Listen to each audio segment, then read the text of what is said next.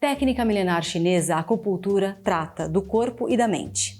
É uma das áreas mais importantes da medicina tradicional chinesa e atua na prevenção e tratamento de centenas de doenças. Sem dúvida, a acupuntura é muito mais do que um simples agulhamento e seu tratamento exige muito preparo e cuidado. Para falar sobre esse assunto, o Saúde Minuto recebe o médico, ortopedista, acupunturista e presidente do Colégio Médico Brasileiro de Acupuntura, Dr. André Tsai. Dr. André Tsai, é um prazer recebê-lo aqui e eu já começo com uma pergunta desafiadora. Por que a acupuntura deve ser realizada apenas por médicos? A resposta é muito simples, Raquel, porque lá na China, o berço da acupuntura você faz com um médico na medicina tradicional chinesa. Então, como você bem disse, a acupuntura é um ramo importante na medicina chinesa e lá para você praticar, exercer esta profissão de acupunturista, você necessariamente precisa passar por um curso de medicina na China. Então, os chineses entendem que para você tratar pacientes que estão doentes, restabelecer a sua saúde, nada mais importante do que você fazer um curso de medicina. Simples assim. Exatamente. E doutor, é importante também a gente contar para o leigo como é a formação de um médico acupunturista, porque ele faz medicina e depois ele faz mais uma especialização. Eu gostaria que o senhor detalhasse para a gente como é feita essa formação. Perfeito. Aqui no Brasil, nós não temos a medicina tradicional chinesa. Nós temos uma medicina somente que é regulamentado pelo Conselho Federal de Medicina. É uma medicina ocidental, proveniente da medicina hipocrática. Então, dentro do nosso contexto, o médico, ao entrar na faculdade de medicina, cursa seus 6 anos. Ao se formar, ele pode pleitear uma residência médica em acupuntura. Essa residência, ela consiste, por ano, de 2.880 horas de treinamento prático, sendo que de 10 a 15% é a parte teórica. Então, o grosso do treinamento é prático. E no mínimo de 2 anos. Esse camarada também tem a possibilidade de pleitear um ano adicional da sua residência com uma área de atuação em dor, para poder também ser especialista na área de dor. Ou seja, você vê que o camarada que vai fazer acupuntura aqui no Brasil, ele passa pela medicina, mais residência médica, podendo chegar a quase 10 anos de estudos. Quer dizer, não é um simples curso de final de semana que forma um acupunturista. Isso é bom, é importante a gente deixar bem claro. Doutor, o diagnóstico. A gente sabe que na medicina o diagnóstico é extremamente importante, até para evitar erros, para ser mais assertivo no tratamento. No caso da acupuntura, qual é o papel do diagnóstico médico? Perfeito, muito importante essa pergunta, Raquel. Vamos lá. Na medicina, antes de você fazer o tratamento, e a acupuntura é o ramo já direto do tratamento, você precisa fazer um diagnóstico, né? Para você saber quais pontos você vai escolher, qual que é a estratégia, quantas vezes por semana e assim por diante. Então, o diagnóstico, ele é fundamental. Mas hoje, em pleno século XXI, nós fazemos uma medicina integrativa. Nós precisamos enxergar esse paciente tanto pelo olhar da medicina chinesa, que faz um outro tipo de diagnóstico, é o diagnóstico chamado sindrômico, e eu vou também olhar o paciente do ponto de vista da medicina hipocrática, né? Então eu vejo esse paciente e faço o meu diagnóstico baseado nos sinais e sintomas que ele apresenta. Então, hoje em dia, você precisa fazer a junção. Uma coisa não exclui a outra, pelo contrário, as duas se complementam. E é o que nós objetivamos, é o que nós entendemos que é o melhor para o nosso paciente. Eu vejo ele com um prisma da medicina chinesa, eu vou ver ele com um prisma da medicina hipocrática. E dessa maneira eu posso oferecer um melhor tratamento combinado para esse paciente. Exato. Doutora, a gente sabe que a acupuntura se popularizou e infelizmente a gente vê outros profissionais de diferentes áreas atuando nessa área que é a área da acupuntura. Eu gostaria que o senhor falasse para a gente quais são os riscos que esse paciente corre ao recorrer a um profissional que não é médico. Essa é uma questão muito delicada, porque a gente vai pegar um pouquinho do histórico, né, da acupuntura aqui no Brasil. A acupuntura no Brasil, ela já tem um histórico de uns 200 anos, né? No entanto, o Conselho Federal de Medicina, ela reconhece, porque houve inúmeros estudos científicos que comprovaram sua eficácia e a sua segurança, por isso que começou a ser aceita dentro da nossa comunidade científica. Isso é uma coisa mais recente, coisa de 50 anos, que a gente começa a ter um contato. Agora, a gente também não pode negar que houve a importância desses pioneiros na acupuntura ao trazer esse conhecimento no Brasil. Mas, neste momento, a gente preza principalmente pelo diagnóstico nosológico que cada paciente tem que ter antes de fazer a sessão de acupuntura. Então, um exemplo. Estou com uma dor nas costas. Vou lá na esquina que tem um massagista, um massoterapeuta, e ele também faz acupuntura. Então, eu vou lá e tal. Infelizmente, essa é uma conduta perigosa, porque muitas vezes essa dor, que é um alerta que o organismo solta, pode estar escondendo uma doença mais grave. Não raramente um câncer ou uma metástase desse câncer. E retardando até um tratamento, né? Então esse é o grande risco que a população acaba sofrendo, em que você vai, é que nem eu ir numa farmácia, comprar lá na prateleira um analgésico, um sintomático, tomo, alivia meus sintomas, e aí você vai tendo essa recorrência de dor, enquanto isso a doença lá dentro progredindo, né? E aí você perde aquele timing ideal de poder fazer uma cirurgia adequada, uma quimioterapia adequada, e vai impactar diretamente no resultado final, no prognóstico e na sobrevida do paciente. Então, a gente fala muito do câncer porque é uma doença que está crescendo, aumentando a sua incidência, e está pegando pacientes muito mais jovens do que antigamente. Ok? Então, é um alerta que eu faço para a população, tem que ter o diagnóstico. E no Brasil, somente 3 categorias profissionais na sua formação têm a capacidade de fazer o diagnóstico clínico nosológico. O médico, o dentista e o médico veterinário, é claro, cada um na sua área de atuação. Certo. Doutor, nós começamos o programa falando que a acupuntura é muito mais do que um simples agulhamento. Esse agulhamento, se mal feito ou feito de uma forma errada, quais são os riscos que ele pode ocasionar no corpo do paciente? Bom, primeiro a questão do diagnóstico. Eu tratar pode até melhorar, mas a dor volta, então você está postergando um tratamento ideal. Agora, infelizmente, a acupuntura ela não é isenta de complicações. Então eu tenho complicações como lesão de órgãos, eu tenho complicações como sangramento, lesão de nervos, ou seja, a pessoa tem que ter pelo menos um mínimo de noção da anatomia do organismo, né? Eu gosto de separar assim, as complicações possíveis, né? As mais leves e as mais complicadas, as mais severas. Dentre as mais severas, a mais comum chama-se pneumotórax, quando você insere a agulha e atinge o pulmão e acaba perfurando esse pulmão. Nós tivemos até um caso recente, né?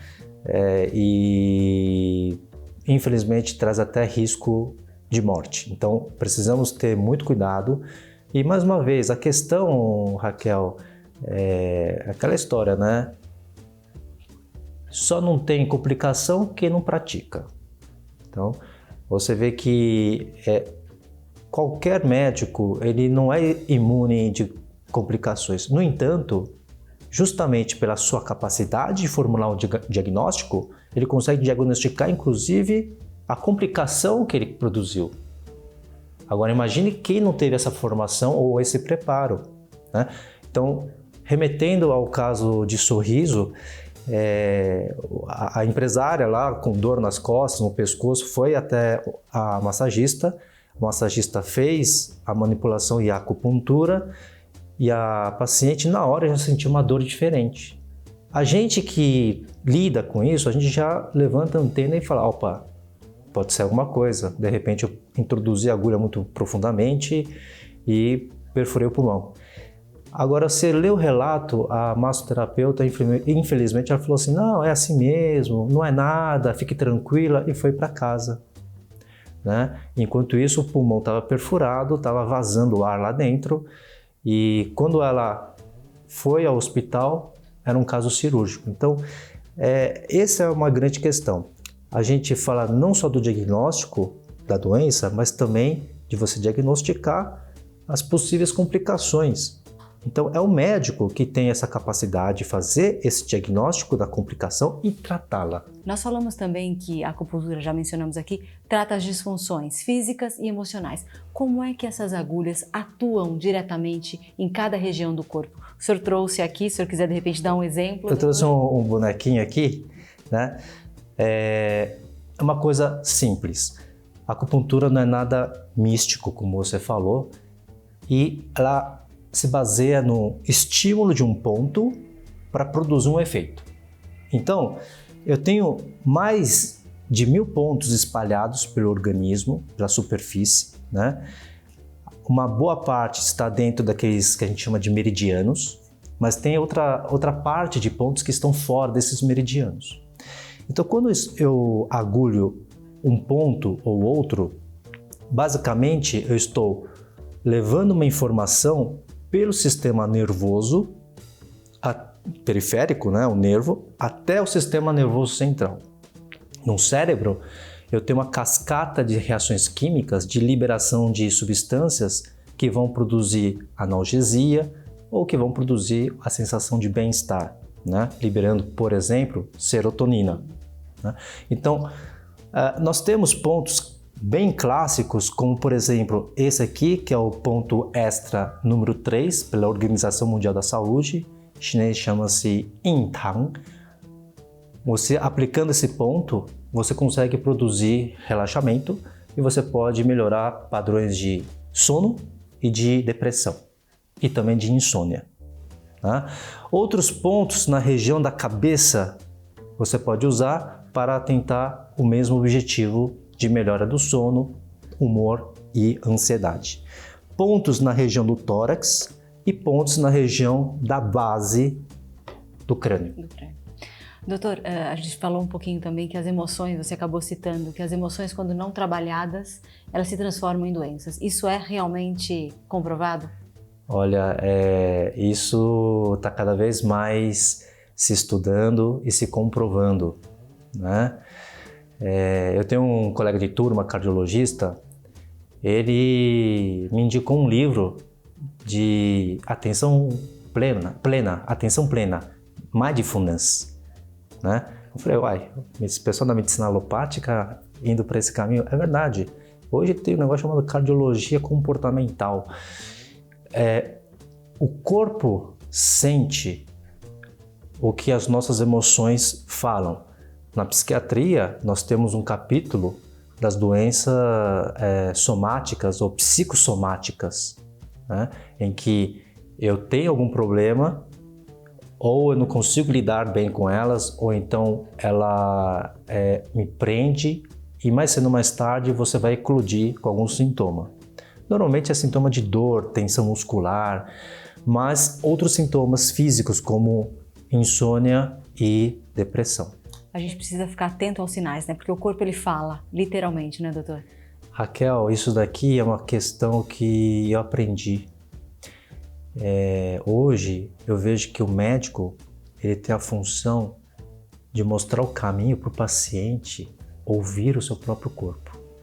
Então, o médico ele tem que observar esse paciente, entender como ele funciona e, como se fosse um espelho, falar assim: olha, você está percebendo que quando você passa um nervoso, você começa a empipocar toda?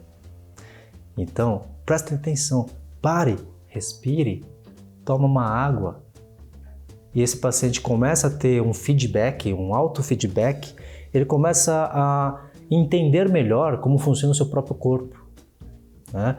Ele começa a entender o que é bom para ele e o que não é bom para ele. Mas para isso, como você falou muito bem, a pessoa tem que saber escutar o próprio corpo. E aí, o que atrapalha? É a nossa rotina. Correndo aqui, correndo ali, eu não tenho tempo e o silêncio necessário de eu fazer a minha autoescuta. E por isso que hoje em dia, inúmeros trabalhos comprovam o benefício das meditações para o nosso bem-estar, para a nossa saúde. uma delas é o mindfulness, né? Então é muito importante isso, muito importante. Doutor, uma vez feito o diagnóstico, quanto tempo demora o tratamento de acupuntura e a partir de qual período ele começa a dar resultados? A gente começa a notar resultados? As sessões normalmente duram de 20 a 30 minutos. Em algumas ocasiões eu posso até encurtar para 15 minutos, né? Como, por exemplo, pacientes idosos, você pode diminuir um pouco o período de exposição das agulhas. E o resultado, ele varia muito conforme a doença. Mas a gente sempre tem como objetivo, na quarta para quinta sessão, ter um resultado mais visível. É claro que muitas vezes eu consigo o resultado na primeira sessão. Paciente que vem com queixa de, olha, doutor, não estou dormindo bem e tal. Você faz na primeira sessão e ele melhora naquele dia. Então ele já sente um benefício naquele dia. Ou durante a sessão, doutor, eu estou mais relaxado. Ou então, eu quase dormi aqui. Ou então ele até dormiu, né? Agora, é claro que conforme você vai passando as sessões, o efeito vai acumulando. Então, entre quarta, quinta, sexta sessão, você tem que ter um resultado já mais palpável. Mas se isso não acontecer, eu posso estender isso até a 10ª sessão ou 12ª sessão. Tá? Então, eu vou pegar um exemplo na minha área da ortopedia, dor nas costas. Tá? Eu posso chegar até 12 sessões para atingir o meu objetivo. Mas em termos práticos, eu creio que com 4, 5 sessões é uma boa média para você ou parar ou continuar. Agora, doutor, tem muita gente que tem medo de agulha, né? Para quem tem medo de agulha, existem outras alternativas também que a acupuntura oferece, né? Eu gostaria que você falasse um pouquinho. Como eu havia falado, é tudo uma questão de estímulo e resultado. Eu posso fazer o estímulo com uma digitopressão, uma massagem. Isso na medicina chinesa também é documentado, é o Tui Na. Tui de você empurrar, Na é mão. Então eu vou fazendo movimentos com a mão, né? Então uma massagem. Ou estímulo com calor. Trazendo para o meu contexto de medicina chinesa, é o que a gente chama de mocha bustão, né? É uma erva que é preparada e você fornece calor. Quando você queima, você fornece calor e alivia cólica menstrual, alivia artrite, artrose, muito bom, né? Aquela senhora que fala assim, olha, quando vem o inverno dói as minhas juntas, é muito bom a mocha. Eu posso estimular esse ponto através da ventosa, né? Quem não viu o Michael Phelps cheio de tatuagem, né? Marca das ventosas. E tem o seu resultado para o relaxamento muscular, né? Então, eu tenho várias outras opções. Eu, pessoalmente, eu atendo de vez em quando crianças que não gostam muito de agulha. Então, a opção que eu dou é semente na orelha, tá? Muito bom resultado, você não precisa usar agulha, né? E eu tenho esse princípio, você estimula o ponto para produzir o efeito. Bom, eu estou aqui com um ortopedista de altíssimo nível, eu vou aproveitar a presença dele e perguntar, doutor, quais são as dores ortopédicas que a acupuntura assim, consegue atuar de uma forma bem efetiva? Raquel, hoje pela literatura, as principais condições dolorosas, elas estão mais na área da dor crônica, tá? E dentro da minha parte de ortopedia, é dor cervical, lombar, ombro e joelho. Então, por exemplo, lombalgia crônica, em que a pessoa tem bico de papagaio ou um abaulamento discal, isso aqui a acupuntura ela está indicada. A mesma coisa para dor no pescoço, né? E as tendinites, bursites do ombro também são muito indicadas. Só precisa ver se tem ou não tem ruptura dos tendões, porque aí já é uma outra situação. Precisaria de uma avaliação do cirurgião de ombro. E o joelho, hoje em dia, para o joelho, inclusive minha tese de doutorado em relação ao osteoartrite de joelho, que é a osteoartrose. Antigamente a gente chamava de osteoartrose, que é o desgaste do joelho, que é a doença mais prevalente, mais comum quando se fala de dor articular, né? Então, dor no joelho, a gente viu benefício em termos de diminuição do uso de medicamento, né? E a melhora da função. Então, são essas questões, mas nós temos outras indicações de dores, né? Facete plantar, fibromialgia. Nós sabemos que a fibromialgia tem um componente emocional importante, então nessa abordagem holística da acupuntura eu vou tratar os pontos mais sensíveis, né? Os chamados trigger points ou pontos miofasciais, mas também eu vou para a base, a causa do problema, usando aqueles pontos que vão abordar o que a gente chama de mente, o espírito. Então, em outras palavras, eu vou usar pontos para melhorar a questão da ansiedade, padrão de sono e a questão do humor. Bom, e é bom também esclarecer, né, doutor, que a acupuntura está liberada pelo SUS e também os planos de saúde cobrem o tratamento de acupuntura, né? Sem dúvida, Raquel. Hoje, a acupuntura ela é disponibilizada no setor público, privado, pelos convênios, feita por médicos. Você tem aí uma penetração muito grande e, assim, você pegar a estatística do que a gente chama de DataSUS, é um dos procedimentos que mais cresce nos últimos 10 anos. Chega a dobrar de um ano para o outro. Então, a população está servida pela acupuntura, está tendo conhecimento, está tendo acesso e está tendo benefício.